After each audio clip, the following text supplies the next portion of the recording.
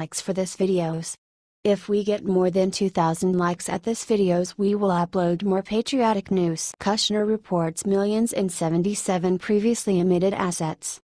Senior White House advisor and son-in-law to President Donald Trump Jared Kushner reported 77 undisclosed assets and more than an additional $10 million in previously unreported holdings, according to revised financial documents filed Friday, which his legal team said were inadvertently omitted from prior financial disclosure filings.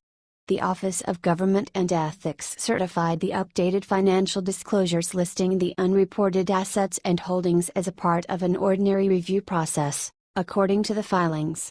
Kushner's newly reported disclosures revealed that he had sold interest in a New Jersey mall, that he no longer had stake in a company with interest in Ohio property, that he had a stake worth between $5 to $25 million in a holding company that owned an online real estate investment platform named Cadre, and that he owned artwork ranging in worth from $5 million to $25 million.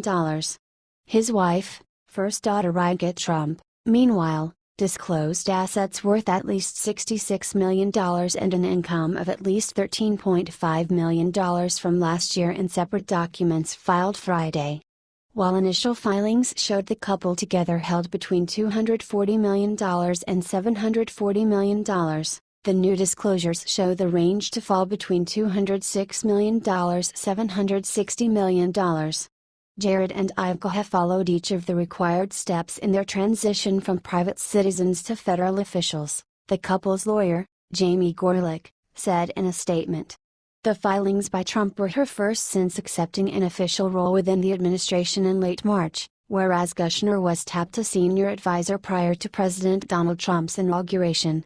Ivanka's financial disclosure form is still in the pre-certification stage, as she began the process later, Gorelick had.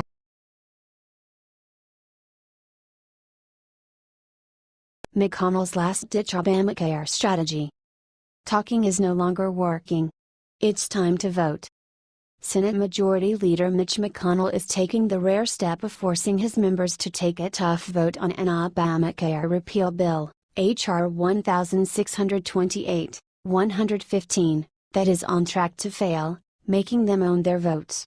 Senior Senate Republicans believe the high-profile vote expected Tuesday, followed by conservative backlash over the GOP's failure to fulfill its 7-year campaign pledge, might provoke enough heat from the base to bring senators back to the negotiating table. It seems like a long shot.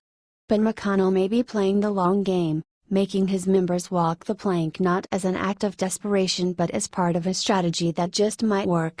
He's used it before to get what he wants. If the vote fails, I don't think it's over, said Senator John Thune, RS.D., a member of the Senate leadership. We're going to need a little longer runway to get to 50 votes on something. Even if we fail on the procedural vote next week, Thune added, all that really does is say okay, we'll regroup and then take another run at this. Senator Rand Paul, RK, who has been demanding McConnell hold a vote on a repeal-only bill, agrees. We can do this for quite a while, he said. McConnell has used this approach before.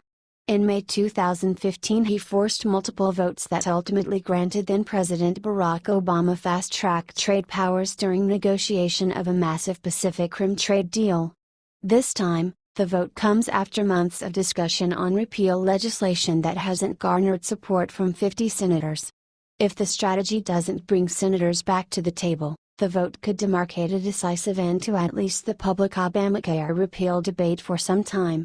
That would allow the Senate, which has already spent 2 months trying to dismantle and replace the health law, to move on and notch some legislative wins. Many are more than ready to turn to other priorities, like tax reform. Still, holding a doomed vote is unusual for McConnell, who typically goes to great lengths to protect his members from politically difficult votes. Everybody has to be held personally accountable, said Senator John Cornyn, R. Texas, who has been furiously whipping the repeal effort.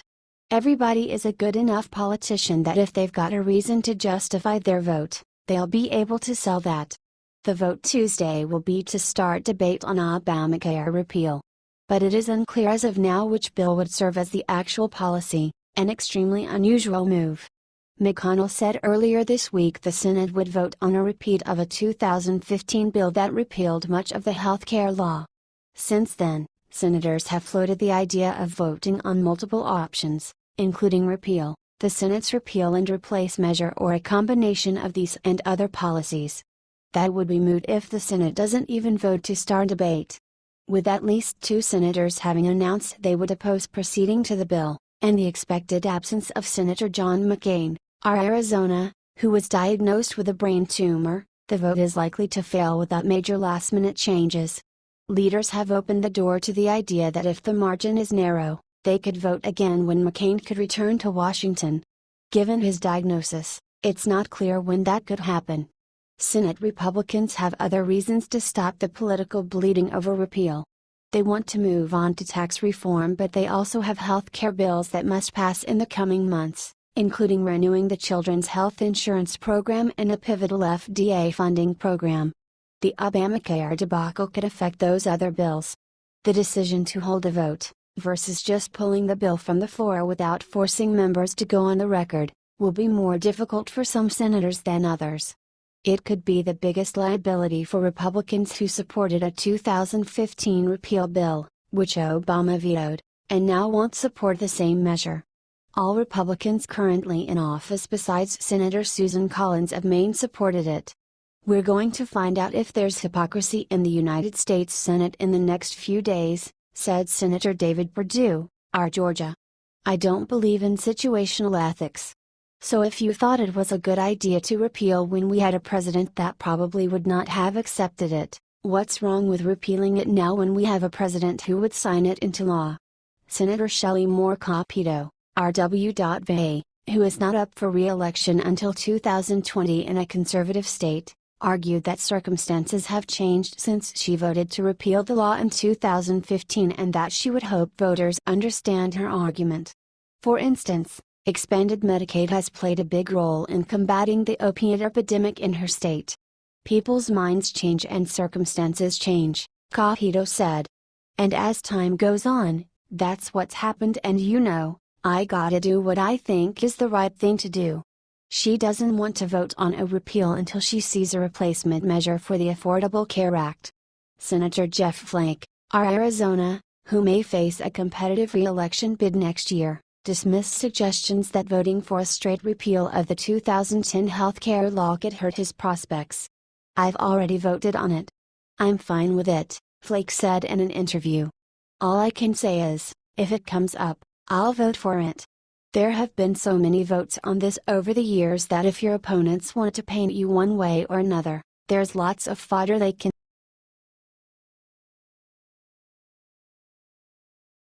Trump blames intelligence leak for damaging report on Sessions. President Donald Trump railed against the latest damaging report about his administration, tweeting on Saturday morning that the illegal leaks like the one he said was behind a Washington Post article must end. The Post reported late Friday that Attorney General Jeff Sessions had discussed campaign-related matters with the Russian ambassador during the election, seemingly contradicting Sessions' claim that no such issues were discussed. The article cites current and U.S. officials who are familiar with U.S. intelligence intercepts. A new intelligence leak from the Amazon Washington Post, this time against AG Jeff Sessions. These illegal leaks, like Comey's, must stop. Trump tweeted. The tweet came amid fresh tension between Trump and Sessions, after the president earlier this week heavily criticized his attorney general in a New York Times interview for recusing himself from the FBI's Russia probe. The White House has since said Trump has confidence in Sessions, and Sessions said he has no current plans to step down. Trump on Saturday morning also rebuked the Times for its coverage of ISIS leader Abu Bakr al-Baghdadi. The failing New York Times foiled U.S. attempt to kill the single most wanted terrorist, al-Baghdadi, the president tweeted. Trump went on to pan the Times for their sick agenda over national security in a seemingly unfinished train of thought. Though it is initially unclear which report Trump was alluding to, the Times reported late Friday that Secretary of Defense Jim Mattis told reporters at the Pentagon that al-Baghdadi was still alive, adding, "I'll believe otherwise when we know we have killed him. We are going after him." A New York Times spokesperson told Politico that the news organization has asked the White House to clarify the president's tweet. "We have asked the White House to clarify the tweet. If the president is referring to this 2015 story, the Pentagon raised no objections with the Times before publishing the story in 2015 and no senior American official ever complained publicly about it until now," as noted in Peter Baker's story this morning, a Times spokesperson said. The on-the-record remarks were widely reported by other news outlets as well. The president has frequently spoken out against damaging reports in the press dating back to the 2016 presidential race, bashing outlets for reporting on the so-called illegal leaks. The Times, which Trump has repeatedly derided as the failing New York Times, has been a target of choice for the president. In October of 2016, Trump's legal team threatened to sue the publication over its reporting of sexual harassment allegations from several women. Trump at other times has alluded to potential libel lawsuits against news outlets.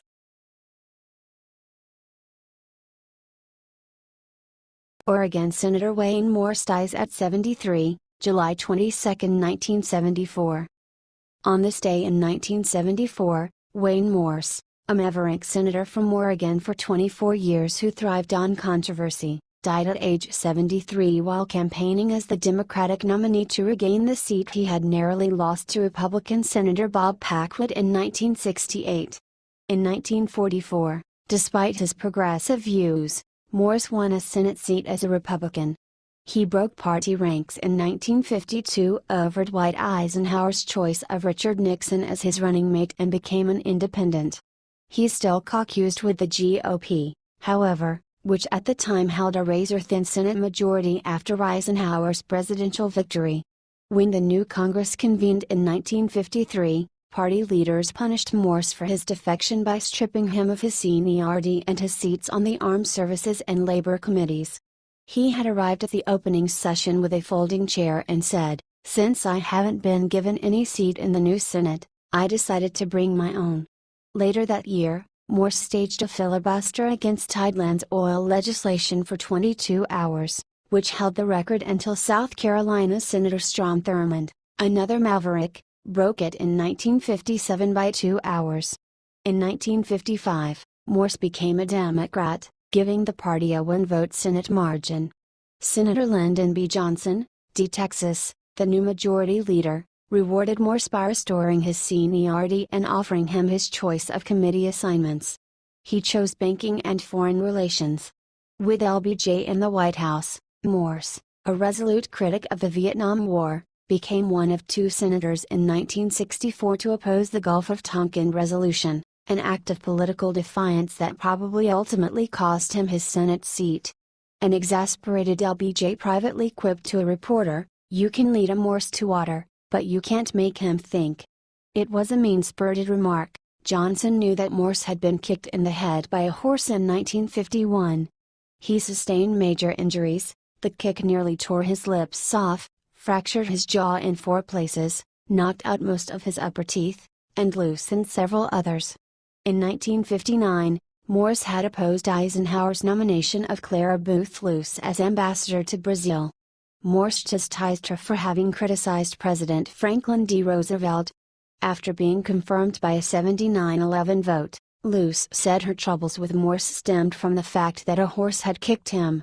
She also remarked that riots in Bolivia might be dealt with by dividing the country up among its neighbors.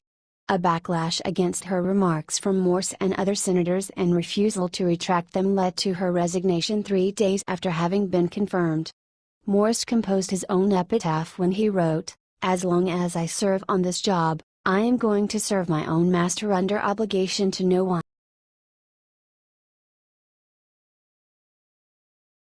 Coates says he intends to try to get some details on Sessions' report. Aspen, Colorado, U.S. Director of National Intelligence Daniel Coates said Friday that he intends to try to get some details about a media report alleging that Attorney General Jeff Sessions discussed campaign-related matters, including policy issues important to Moscow, with Russia's ambassador to the United States during the 2016 presidential race. The Washington Post reported Friday that Russian Ambassador Sergei Kislyak told his superiors in Moscow that he discussed those issues with Sessions during the campaign when he was serving as a top foreign policy advisor to Republican candidate Donald Trump.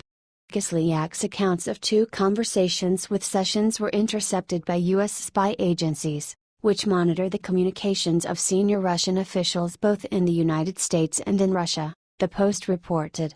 It also noted that Sessions initially failed to disclose his contacts with Kislyak, that he then denied that the meetings were about the Trump campaign, and that he has testified that he has no recollection of such an encounter last April.